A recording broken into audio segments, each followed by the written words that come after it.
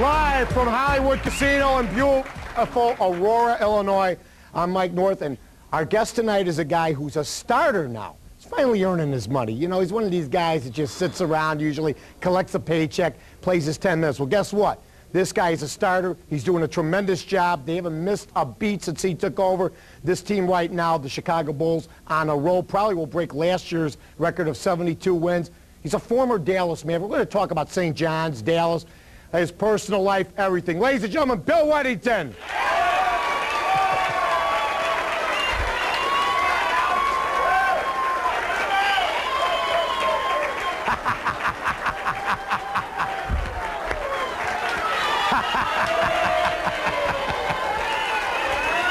Oh, you always got to play. You always got to play. Come in. Yeah.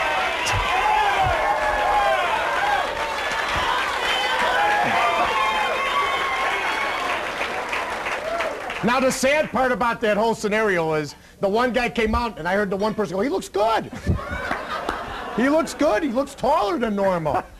Bill, first of all, congratulations on a great career. I mean, you know what? A great career nowadays in the NBA is if you can last over 4 years. Now, how many years you been in the NBA so far? This is my 10th year in the NBA, but I also had 2 years over in Italy. And you were with Dallas. Does that count? Yeah.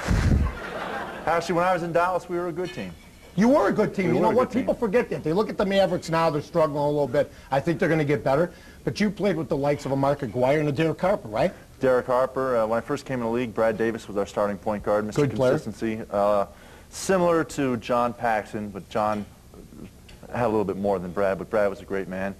We had Sam Perkins. Roy Tarpley was there for, well...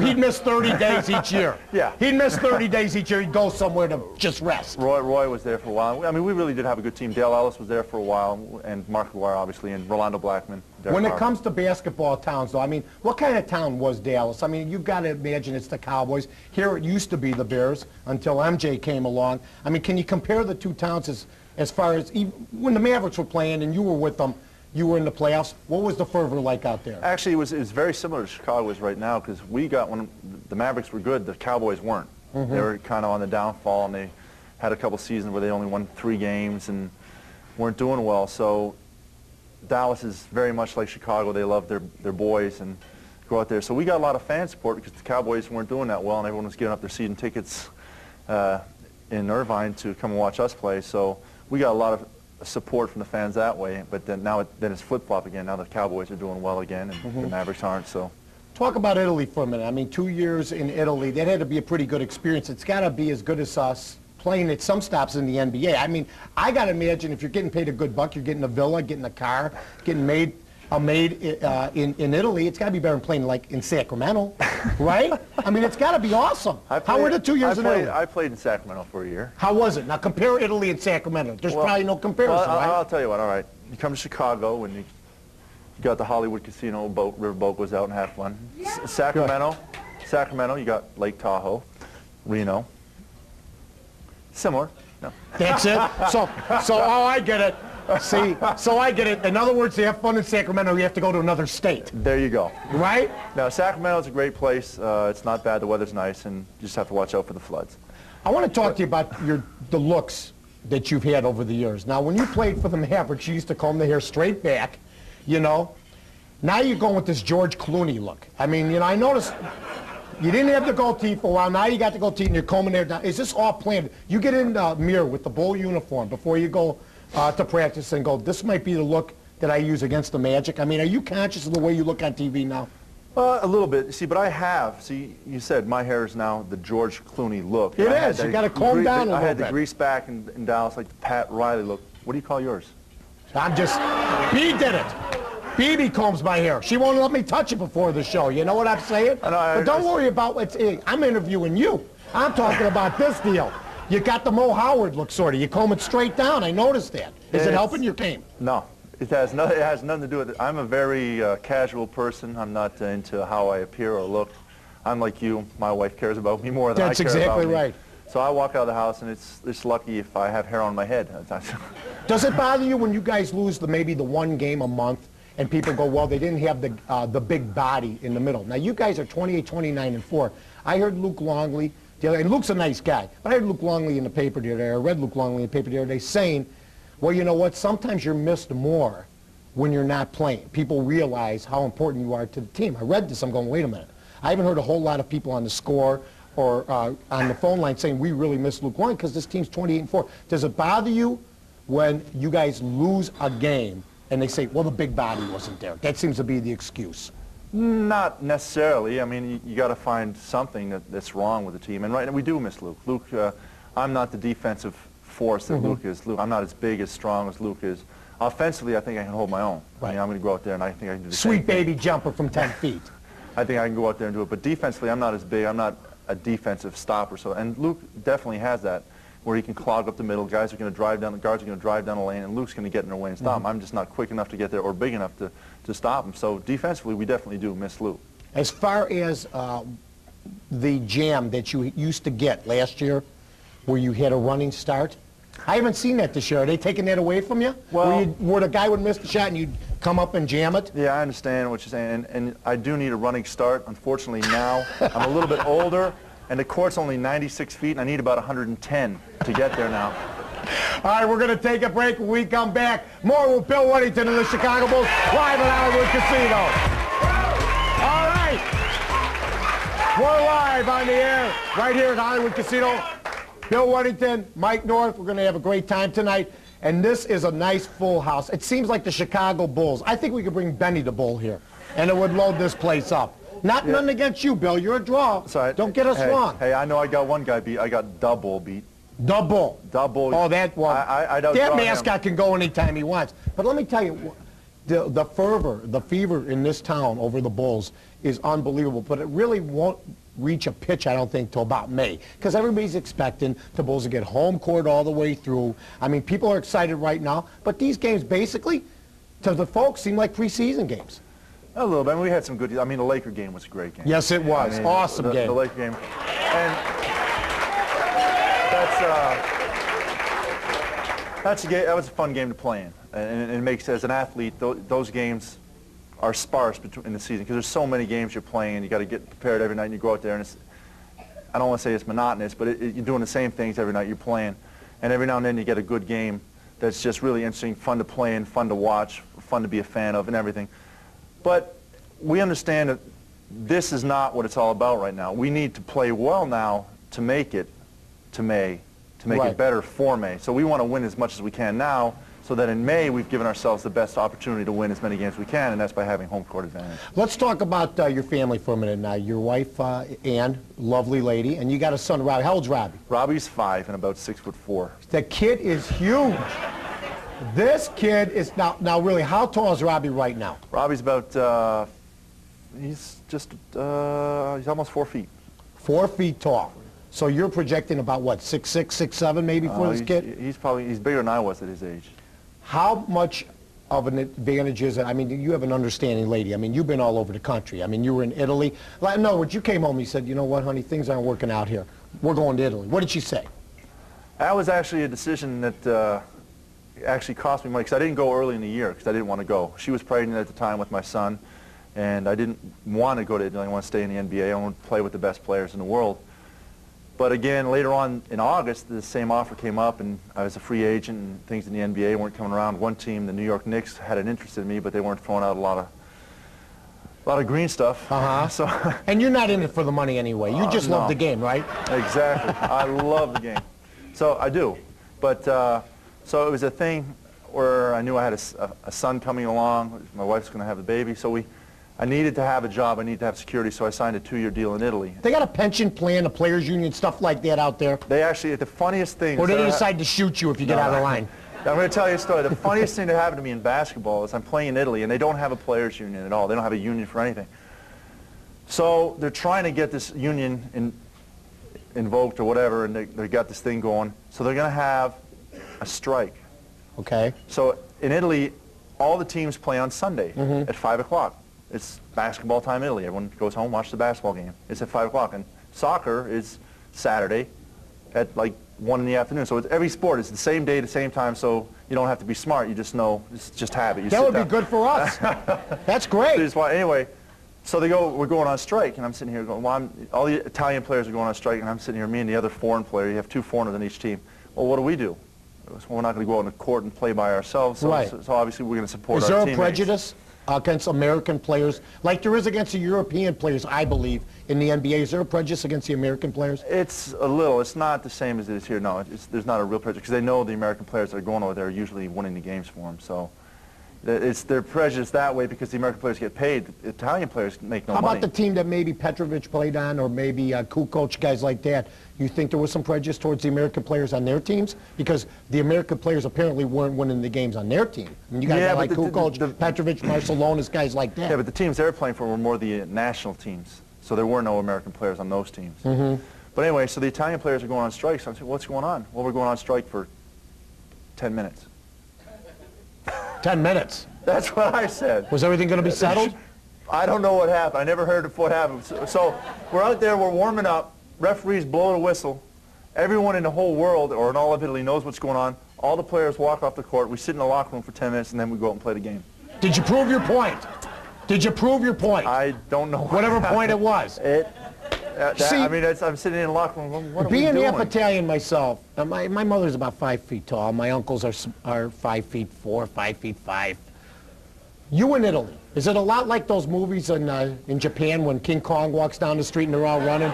I mean, I can't imagine you're walking in Venice and these people, they gawk at you? I mean, do they gawk at you going, this guy can't be Italian, can't have a name that ends in an O? No, they don't. Actually, we had another guy on my team who was taller than me, Augusto Bonelli, who was about the size of Luke Longley. Really? Yeah. And they don't say anything? They just figure you're a tourist or something, they recognize you? I don't know what they figure out. Are you treated as a big star in Italy when you play in the hometown? Once I played there for a month or two and everyone knew who I was, yeah. But at the beginning, no one even talked to me. They didn't know who I was, so they just walked by and wouldn't say a word. And I didn't speak Italian, they didn't speak English. So they Do you still speak some Italian? A little bit. Speak a little Italian for us. Do you know just you just know the swear words or what? No, we parla un pochino di Italian, I know. Hey man, watch your mouth. We're going to take a break. North and Wennington live on Hollywood Casino, back after this. On the air, Mike North. Live from Hollywood Casino, Aurora, Illinois on Sports Channel. Our guest, Bill Wennington. And I got to imagine playing basketball for the Chicago Bulls. People say they see the Bushlers, they see the Robert Parishes sitting on the bench not playing a whole lot. I would imagine playing against Jordan and Pippen during practice is tougher than the actual games. In fact, I understand Dennis Rodman had a little cut above his forehead today, huh? Yeah, you got a little cut today banging around. Our practices are as good as any game that you can watch, especially when we pair up. Usually we play the starters against the non-starters. Who wins most of the time? Most of the time the starters are going to win. Most of the time. Are they 28-4 like the regular season or what? You guys eke out a win once in a while? The red team is good because we execute everything to the team. I mean, we run the offense. We have to run the offense because obviously we don't have any athletic talent or we'd be starting. So we have to run the offense to a T. So we do quite well, but we don't win, obviously. Well, what would the average score be, like 110-89 like it was against Orlando? Sometimes we get blown out. Really? Now, when you guys are keeping it close, does Michael try to take over the practice like he tries to take over the game? Yeah. And what usually happens? The same thing happens during the games? Usually. Really? Now, you hear about skirmishes in practice. I remember last year Steve Kerr going at it with Michael Jordan. There's always a little... How many fights or near fights are there during the year with Bull practices? Since I've been here, that's the only one. You're kidding. There's no agitation. There's no people getting mad. Guys will bump and grind a little bit and hit each other. But guys get in each other's face a little bit? No one's ever really gotten anyone's face. It's usually pretty much controlled right away. You know what I noticed? That you guys, the bench, or whoever's playing, Jordan, if he's sitting watching the guys, everybody's genuinely happy for the guys who are performing. You see other teams who, they'll be laughing at the reserves when they do something, and they go, look at that, how the heck he do that? If he did that more often, he'd be starting. I see a genuine... You know what I'm saying? They make fun of some of the guys on these other teams. There seems to be a genuine, really love for the players on this team. There is, and we like to joke around. We joke around in practice, and I got a problem with my left hand at times. It's hard for me to make a left hand layup, and guys will joke with me about that. But then we give it right back to him. If Michael goes up, misses a layup, or does something in practice, we'll bust his chops. Do you guys ever say, in other words, if Jordan takes that step that's been called for traveling lately, will a guy like you say, "That's traveling, damn it"? That's our ball. It's our ball. It's red ball. or does Jackson and the Jimmy Rogers and those guys end up doing the refereeing? They do most of the refereeing, but we'll call stuff or we'll say things in practice. But in the games, we're a team. We want to succeed, and we want everyone on the team to succeed and do well. So we're cheering for each other. We want to win games. If the team does well, we do well. When you're playing, do you really hear the crowd? No. I mean, I've heard players say, no matter what, you can have 50,000 people in the stadium. If the guy hits the big basket, he doesn't hear it. No, you don't usually hear. You hear a noise, and it's just background noise. The only thing that I hear, and you're trained to hear it, is someone else's on the team's voice, one of your teammates' voice, or Phil's voice. What do you do on the bench? I hear about what guys do in the bullpen when you know, they're playing for a Major League Ball club. They'll look at the women. They'll scan the crowd. Do you guys do the same thing? Will you guys say, will you go to Bush and look at that chick up there in row number 5? She's hot and she's wearing a tight skirt. Check her out. You guys ever do that? Nah.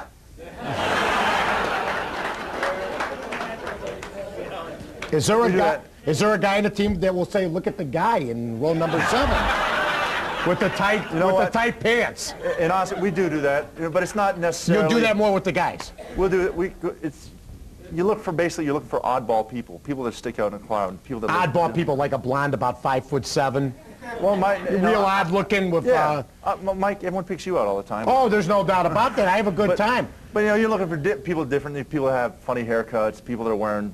I mean, sometimes, you know, we love the fans. The fans are great. Sometimes they wear outrageous outfits. So in other words, you elbow Robin and go, look at the guy with the funny hair. Yeah. And Robin goes, boy, is that weird, right? Yeah. Basically. Do you guys? I mean, Robin. Now he's friends with Longley. I guess that's his new guy on the team, or Longley's his new guy. You guys have a good time. But I noticed you and Robin get along pretty good too. You guys do a little talking after practice. You guys hang out at all? Dennis gets along well with everyone, but he doesn't. He's quiet off the court. He doesn't. He is. What he does on the court and on his TV shows and ads stuff. That's all for your enjoyment, so he can get more money.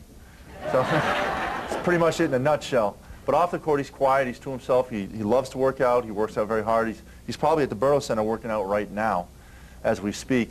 But he's quiet. But he'll talk to you and he'll ask you different things. And you know, he likes to have fun. He does like to go out and have fun. He wants to go out and be around people. But he's not necessarily one of the wild ones that's out there. It's funny. You go out with him, and the people he attracts is entertaining. He's entertaining. By the way, he's entertaining. You'll be able to catch Bill Wennington on WGN-TV. When the Bulls are playing at home every Sunday to listen to what Bill's got to say about the 11, 12 minutes he played once Luke gets back. Hey, Mike North, live from Hollywood Casino with Bill Wennington. Back with more after that. On the air with Mike North, live from Hollywood Casino with my guest Bill Wennington of the Chicago Bulls. And Bill, I want to thank you for coming tonight. We had a great time. Wasn't he great? This guy's outstanding.